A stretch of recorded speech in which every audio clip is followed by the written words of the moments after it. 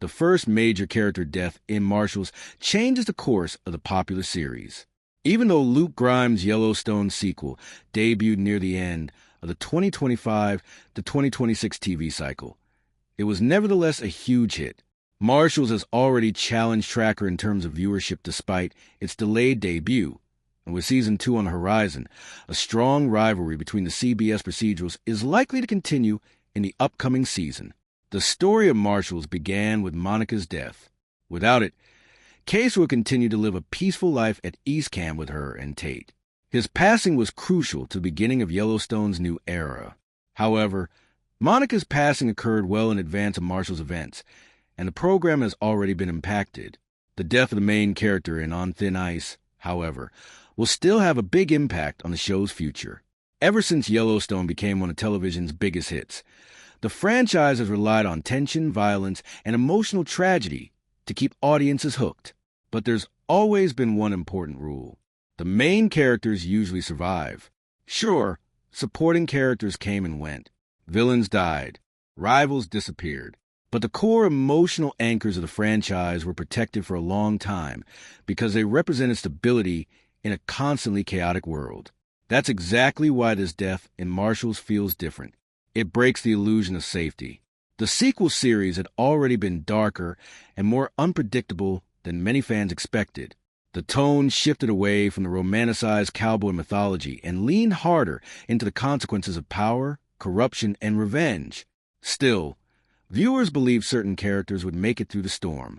Then the writers pulled the trigger, and suddenly the entire foundation of the story changed overnight. The biggest reason this moment works is because the character's death wasn't random. It was personal. The series spent multiple episodes carefully building emotional tension before finally delivering the devastating payoff. Every conversation, every warning, every confrontation slowly pushed the story toward disaster. And when the moment finally happened, it hit like a truck.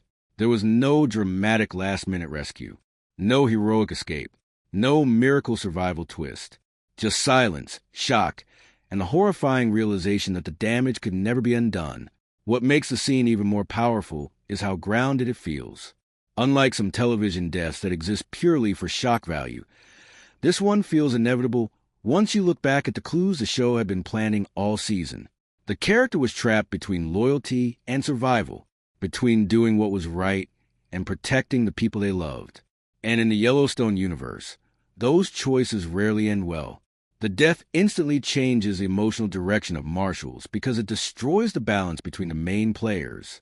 Relationships that once felt stable are now completely broken. Characters who depended on this person emotionally are now spiraling into grief, anger, and revenge. That's where the real danger begins.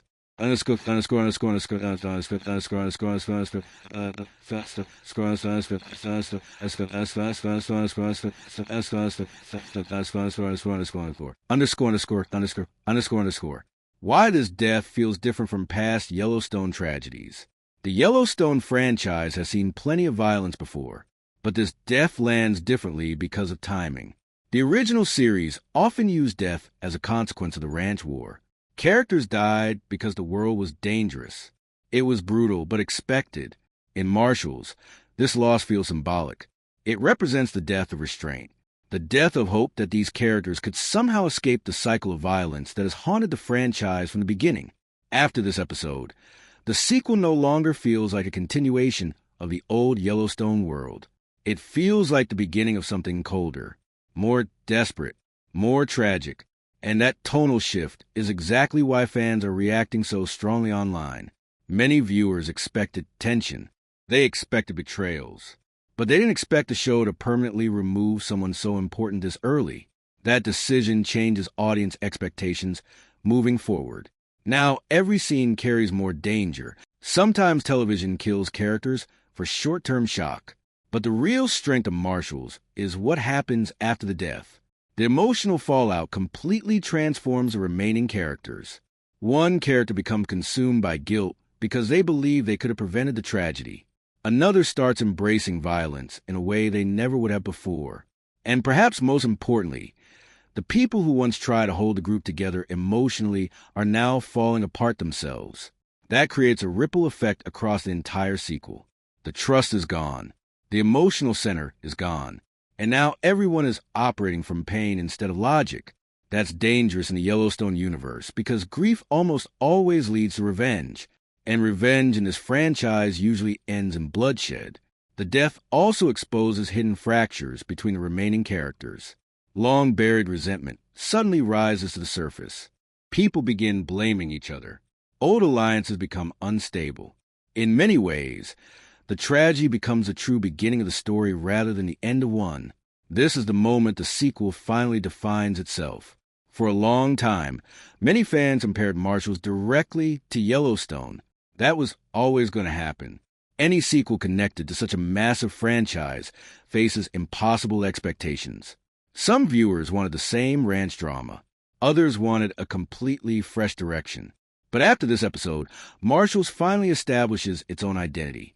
This is no longer just another Yellowstone spin-off trying to recreate the magic of the original. It's becoming its own beast. The darker storytelling, morally broken characters, and willingness to destroy emotional stability separated from previous entries in the franchise. And honestly, that might be exactly what the series needed. Instead of relying entirely on nostalgia, the show is now proving it can take real risks, painful risks, the kind that divide audiences but also create unforgettable television. How the death impacts the future of the franchise. The consequences of this moment extend far beyond one episode. This death changes the future of the Yellowstone universe itself. Why? Because it removes one of the few remaining emotional bridges between the old world and the new one. The franchise has always balanced brutality with family loyalty. Even in the darkest moments, there was usually someone trying to preserve humanity inside the chaos. Now that balance may be gone.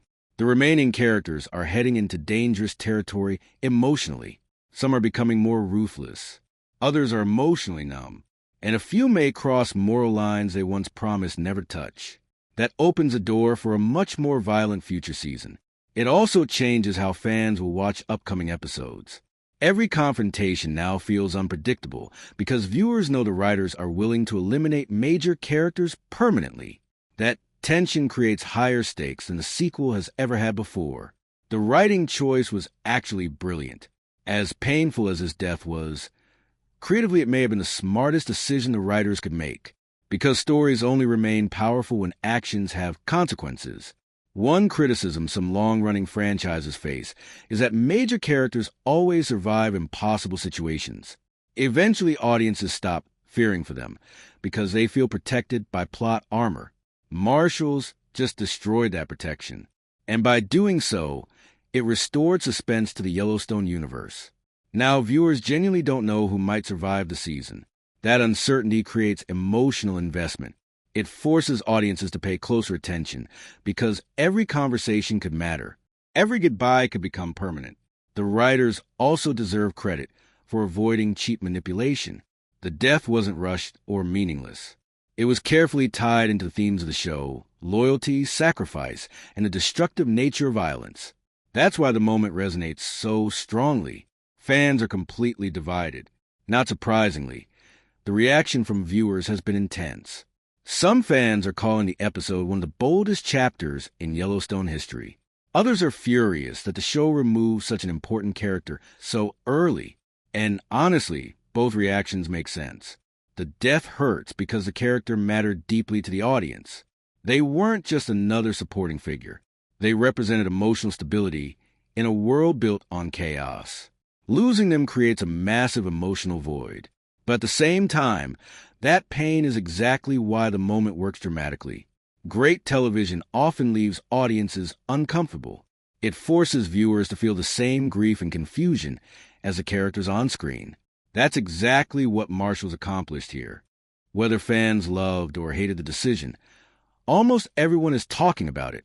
And in today's television landscape, that level of emotional impact is rare.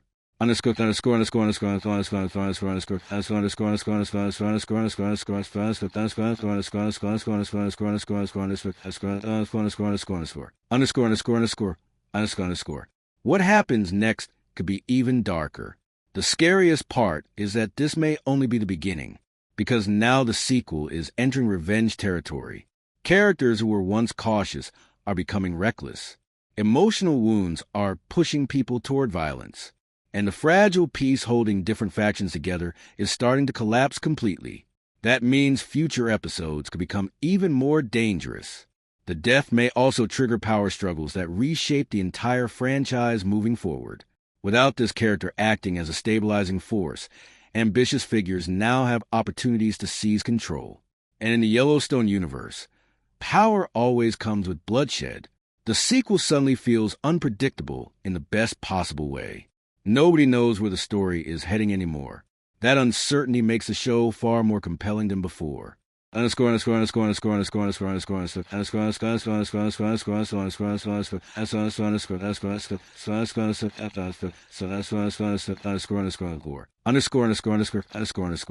Why this moment will be remembered for years. Every major television franchise has one moment fans never forget. For Game of Thrones, it was the Red Wedding. For The Walking Dead, it was Negan's brutal introduction. And for Marshals, this death may become the defining turning point people talk about for years, because it fundamentally changes the emotional contract between the show and its audience. The writers are no longer promising safety. They're promising consequences. That's a huge difference. And while it may frustrate some fans in the short term, it could ultimately make the sequel stronger in the long run. High-stakes storytelling creates emotional investment.